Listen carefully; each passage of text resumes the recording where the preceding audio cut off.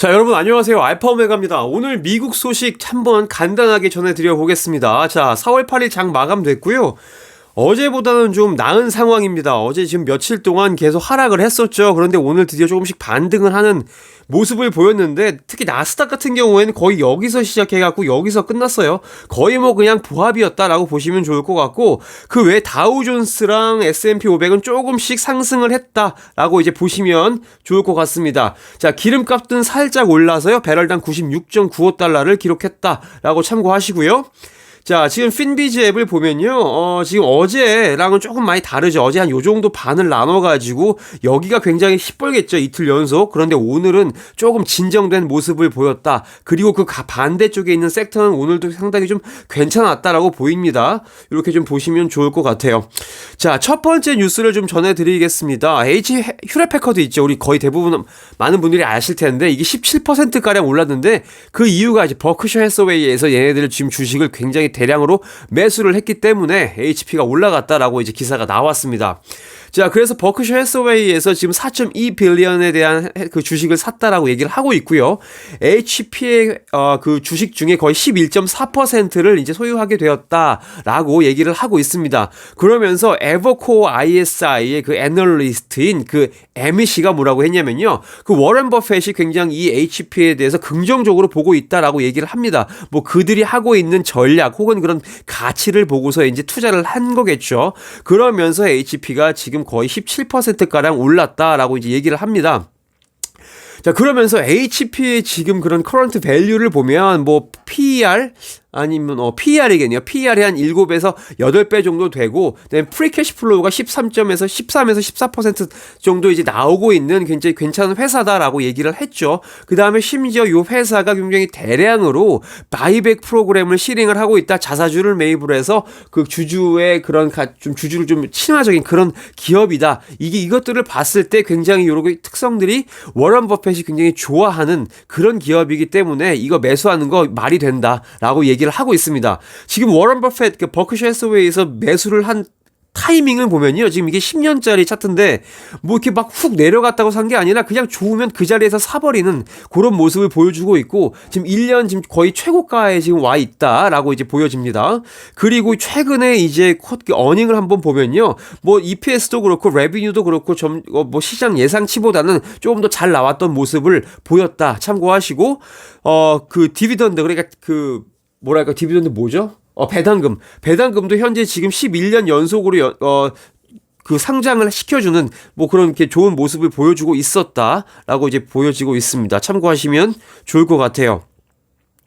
자, 테슬라 관련된 소식을 가져왔고요. 테슬라가 리콜을 했습니다. 어디서 했냐면 중국에서 했어요. 어떤 모델을 했냐면 모델 3를 했습니다.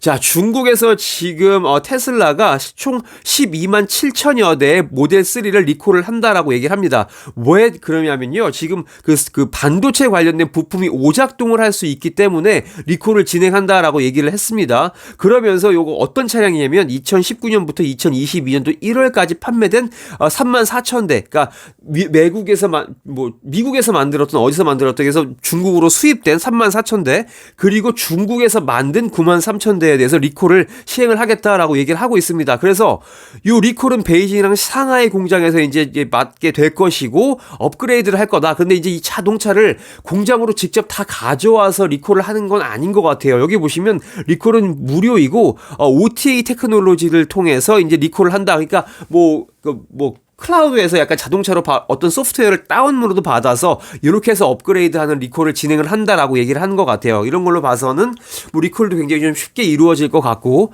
뭐 공장으로 바로 들어가서 차를 뭐 뜯거나 그런 건 아니다. 참고하시면 좋을 것 같습니다.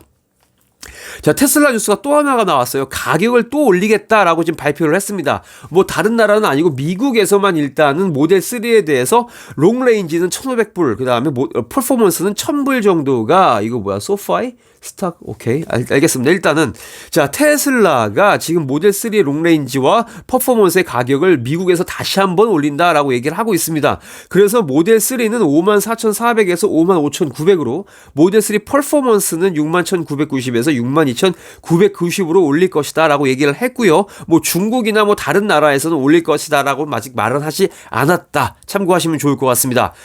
자, 바이든 행정부가요, 미V 배터리 찰징, 그러니까 전기차 충전소 관련해서 회의를 소집을 했습니다. 그러면서 누가 갔는지 볼게요. 자, 일단 테슬라가 갔고요. 테슬라 일론 머스크가 갔고, 제너럴 모터스의 메리 바라라는 분이 갔다라고 얘기를 하고 있습니다. 여기서 왜 모였는지 보면요. 지금 미국에 존재하는 50만 개 이상의 그 전기차 충전소에 대해서 이 네트워크를 어떻게, 구성할 것인지 어떻게 꾸려 나갈 것인지에 대해서 협의하기 위해서 바이든 행정부의 고위 관료들과 그런 이제 그 전기차 뭐 그런 분들이 모여서 왜 얘기를 했다라고 얘기를 합니다. 그러면서 일론 머스크, 그다음에 포드의 짐 펄리라고 해야 되나요? 그다음에 제임 모터스의 메리 바라, 그다음에 CEO, 그러니까 루시드의 피터 롤리스, 이렇게 CEO 4명이 들어갔고, 그 외에 뭐 닛산도 CEO가 갔네요. 닛산도 CEO가 갔고, 그 외에 현대, 스바루, 그다음에 벤츠, 토요타, 기아의 이런 임원진들이 모여서 회의를 했다라고 이제 얘기를 하고 있습니다. 그러면서 굉장히 좀 브로드한 컨센서스가 있었다. 대부분의 좀 이렇게 의견이 일치가 되었는데, 어떻게 일치가 되었냐면요. 어떤 그런 사람들이 전기차를 이용함에 있어서 어떤 차를 사용하든지 간에 어디 있든지 간에 충전을 할 수 있어야 된다. 즉 이 말은 뭐냐면, 전기차 충전 시설이 어떤 자동차 회사를 이용해 도 충전을 할 수 있어야 한다. 그러니까 앞으로 약간 충전 그런 규격 이런 게 좀 통일화되지 않을까, 규격화되지 않을까라는 생각을 좀 한번 해보게 되는 그 대목이죠. 자, 요 정도로 하고요. 자, 오늘 주식 그 종목 그 기업들 중에 주목받았던 그런 회사 중에 하나가 소파입니다. 근데 이게 부정적으로 좀 나온 것 같아요. 워닝이라고 한 거 보니까. 어떤 소식인지 한번 보겠습니다. 저 소파이가요, 지금 2022년도 가이던스를 커팅했다고 합니다. 원래 예상했던 것보다 좀 안 좋게 좀 줄였다라고 얘기를 할 수가 있겠죠. 그러면서 지금 미드데이에 좀 약한 모습을 보였다. 그러니까 장중에 약한 모습을, 주가가 약한 모습을 보였다라고 하는 것이고, 왜냐면요, 어제 그제 2번 말씀을 드렸지만, 어쨌든 바이든 정부에서 이 학자금 대출을 더 유예를 시킨다. 아마도 8월까지라고 제가 말씀을 드렸는데, 그것 때문에 아마 소파이에서도 지금 가이던스를 좀 낮췄다. 그러면서 결과적으로 주가가 내려가는 모습을 보였다라고 얘기를 합니다. 그러면서 거의 13%까지 빠졌었다라고 얘기를 하고 있습니다. 그러면서 이제 그 소파이에서 원래 이제 2022년도에 1.57 빌리언까지 이제 매출을 올릴 것이다라고 당초에 얘기를 했었지만, 그걸 줄여서 1.47 빌리언으로 이제 소폭 이제 하향 조정했다라고 얘기를 하고 있고요. 지금 이 1.47 빌리언은 시장에서 그 애널리스트들이 얘기한 것보다 좀 많이 적죠. 그렇기 때문에 안 좋은 영향을 불러왔다라고 얘기를 하고 있습니다. 그러면서 오펜하이머의 그 애널리스트인 더미닉 씨가 뭐라고 얘기했냐면요, 18달러에서 13달러로 목표 주가를 낮출 것이다 라고 얘기하면서도, 우리가 지금 이렇게 학자금 유예를 하는 것이 무기한으로 되진 않을 것이다, 언젠가는 이것이 끝날 것이다 라고 약간 긍정적인 또 발언을 했다고 합니다. 그러면서 또 뭐라고 얘기를 했냐면요, 이런 학자금 대출을 하는 그런 그런 비즈니스 말고, 뭐 갈릴레오를 이용하는 뭐 그런 비즈니스, 그 다음에 파이낸셜 쪽 비즈니스에서 이 회사가 좀 사업을 가속화하고 있다. 왜? 그러니까 대출 비즈니스를 잘 하지 못하고 있기 때문에 나머지 2개 사업을 조금 더 끌어올리는 그런 모습을 소파이에서 보여주고 있다라고 이제 얘기를 하고 있는 겁니다. 그러면서 웨드부시에서는 또 뭐라고 얘기했냐면요, 지금 타겟 프라이스를 20에서 15달러로 지금 낮추는 모습을 보였고, 하지만 매수 의견은 아웃퍼폼 레이팅을 그대로 매수 의견을 주었다라고 이제 요약을 할 수가 있겠습니다. 자, 여기 한번 또 뉴스 하나가 더 나왔네요. 애플과 뭐 소프트웨어 시큐리티 관련 주식을 지금 should be bough이에요. 그러니까 사야 한다라고 얘기를 했습니다. 웨드부시에 있는 댄 아이브스 씨가 이렇게 얘기를 했다라고 보시면 좋을 것 같아요.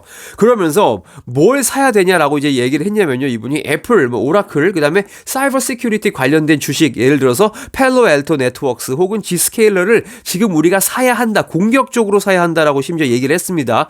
왜냐하면 이런 주식들이 이런 사이버 시큐리티 관련된 거, 아니면 클라우드 관련된 것들이 금리 인상 때문에 지금 굉장히 과매도된 상태다라고 이제 얘기를 하면서 이거 사야 한다라고 이제 얘기를 한 겁니다. 그러면서 탑 사이버 시큐리티 스톡에는 뭐가 있느냐라고 이제 이 사람이 뭐라고 얘기했냐면, 펠로알토가 있고, G스케일러, 크라우드 스트라이크, 테너블, 뭐 포티넷, 사이버아크, 요게 팔란티어도 들어가네요. 그리고 체크포인트, 뭐 세일포인트, 굉장히 많이 많죠. 요런 것들에 좀 관심을 좀 가져야 한다라고 얘기를 하고 있습니다. 그러면서 이 댄 아이브스는 뭐라고 얘기했냐면요. 이렇게 지금 테크 주식이 굉장히 좀 많이 과매도되어 있고 이것들이 앞으로 전망을 봤을 때 이 골프 선수 있죠. 타이거 우즈가 지금 마스터스에서 지금 경기를 하고 있는 거나 마찬가지다. 결과적으로 타이거 우즈가 굉장히 실력이 좋은 선수잖아요. 그러니까 이런 주식들도 굉장히 앞으로 성적이 좋을 것이다. 라고 이제 이게 비유적으로 얘기를 하고 있는 거죠. 그러면서 지금 아이브스 씨가 뭐라고 했냐면요. 굉장히 스트롱리 바입니다. 라고 이렇게 얘기를 한 거예요. 그러면서 지금 앞에 있는 뭐 똑같이 얘기를 하네요. 사이버 시큐리티랑 칩 관련된 거 아니면 클라우드 섹터에 있는 그 기업들을 유심히 봐야 되고 사야 한다라고 이제 얘기를 했다고 합니다. 그러면서 또 여기서 이제 주의사항을 얘기를 하죠. 지금 디지털 포메이션이 지금 팬데믹이 시작되면서 계속 진행이 되고 있고 그 디지털 트랜스포메이션은 계속 게이닝 모어 스팀이다. 계속 지금 더 촉진돼서 앞으로 더 디지털 포메이션이 더 이루어질 것이다 라고 얘기를 하면서도 지금 이렇게 코로나 때문에 뭐 워크 프롬 홈 있죠. 코로나 때문에 수혜받은 종목들은 약간 그래도 좀 조심스럽게 살펴봐야 한다라고 얘기를 하면서 이 댄 아이브스 씨가 엔터프라이즈 기업들을 체크를 하면서 요런 얘기를 좀 했다고 합니다. 주의를 기울이자. 그렇지만 또 뭐라고 얘기했냐면 앞으로 이런 기업들의 그런 다음 분기 그러니까 1분기 실적들이 이 회사들이 어떻게 흘러갈 것인지 주가가 어떻게 흘러나갈 것인지 긍정적인 촉매 역할을 할 것이다. 그러니까 이거 바꿔 말하면 1분기 실적이 굉장히 좀 중요할 것이다 라고 얘기를 했다라고 요약을 하면 좋을 것 같습니다. 자, 얼마나 남았을까요 기사가. 자, 일단 볼게요. 자, 텔라닥이 지금 구겐하이엠에서 처음으로 이니시에이티드 했다. 커버하기 시작했고요. 바이 의견을 주었다라고 얘기합니다. 그러면서 구겐하임에서 뭐라고 얘기했냐면요. 우리 이거 텔라닥 굉장히 좋아 보인다. 매수 의견 줄게요라고 얘기를 했대요. 그러면서 이 디지털 헬스의 마켓 리더 역할을 텔라닥이 할 것이다라고 이제 예상을 한 거죠. 그러면서 목표 주가를 $96로 줬고 96달러는 현재 가격을 그러니까 수요일 장 마감 가격 기준으로 42% 업사이드 가 열려 있는 가격이다라고 이제 얘기를 한 겁니다. 그러면서 지금 애널리스트인 샌디 드래퍼 씨가 뭐라고 했냐면 지금 디지털 인터랙션이 계속 앞으로 진행될 거다. 의료 쪽에 있어서의 그 디지털 변환이 계속 이루어질 것이고 코로나 때문에 약간 이렇게 수혜를 받았던 게 약간 좀 단기간에는 그런 활용도가 좀 떨어지긴 하겠지만 그러면서 주가가 떨어질 수는 있지만 장기적으로 봤을 때 이거 지금 굉장히 의료 체계가 그 디지털화 되는 것은 장기적으로 당연한 것이다라고 이제 얘기를 한 거죠. 그러면서 텔라닥이 앞으로 2024년까지 25에서 30%의 매출 성장을 보일 것이고 그 더 장기적으로 보게 된다면 20% 이상의 성장을 하게 될 것이다라고 얘기를 하면서 텔라닥에 긍정적인 매수 의견을 주었다라고 참고하시면 좋을 것 같습니다. 자, 로블록스가요, 지금 바시티에서 또 매수 의견을 주었다라고 이제 얘기를 합니다. 로블록스를 이제 매수 의견을 하라고 하는 이유는 거의 좀 비슷하죠. 그런데 여기서 뭐 개발자 수 뭐 그런 것들, 뭐 많은 게임 수 이런 거를 좀 언급을 하기보다는 어떤 걸 얘기했냐면요. 이 지금 구겐하임의 이 애널리스트인 제이슨 바시넷이 뭐라고 얘기했냐면 목표 주가 $59다라고 얘기했는데 여기 보시면 이 바시넷 씨가 뭘 이제 주목을 했냐면요. 최근 로블록스가 6분기 동안 매수했던 그런 기업들을 이제 주목을 한 거죠. 예를 들어서 룸 아니면 배쉬 비디오 아니면 길드라는 이 세 가지 기업 인수한 것들을 좀 주목을 했다고 합니다. 이 룸 AI는요 이제 페이셜 애니메이션이에요. 그러니까 약간 그 만화 메타버스 안에서 그 사람들의 표정을 조금 더 디테일하게 묘사할 수 있는 그런 회사였고요. 배쉬 비디오는 비디오 컨퍼런싱을 할 수 있는 그런 거였고 이 길드는 길디드라고 해야 되나요? 이거는 뭐냐면 그 게임이라든가 메타버스 안에서 뭐 채팅을 하거나 아니면 보이스 채팅 그러니까 목소리로 커뮤니케이션을 할 수 있게 하는 그런 회사를 인수한 것들을 이 사람이 좀 주목을 했다라고 얘기를 하면서 그 로블록스의 파이프라인이 굉장히 좀 튼튼하다. 왜냐면 그 메타버스를 이제 계속 이끌어 나가는 그런 뭐 보이스 아니면 뭐 얼굴 표정을 하는 그런 애니메이션 회사 그런 것들을 인수를 하면서 메타버스 세계를 조금 더 강화를 하고 있다라고 이제 이분은 얘기를 한 거죠. 그러면서 굉장히 이 컴퍼니의 그런 파이프라인, 로블록스의 파이프라인이 굉장히 좀 건실하다라고 얘기를 하면서 이 로블록스에 대한 매수 의견을 잘 주었다라고 얘기를 좀 할 수 있을 것 같습니다. 자, 제가 준비한 내용은 여기까지고 오늘 되게 많은 내용을 말씀을 드리면서 벌써 15분째 가고 있는데 들어주셔서 감사하고요. 조금이라도 좀 도움이 되셨길 바랍니다. 오늘 좋은 하루 되세요. 안녕히 계십시오.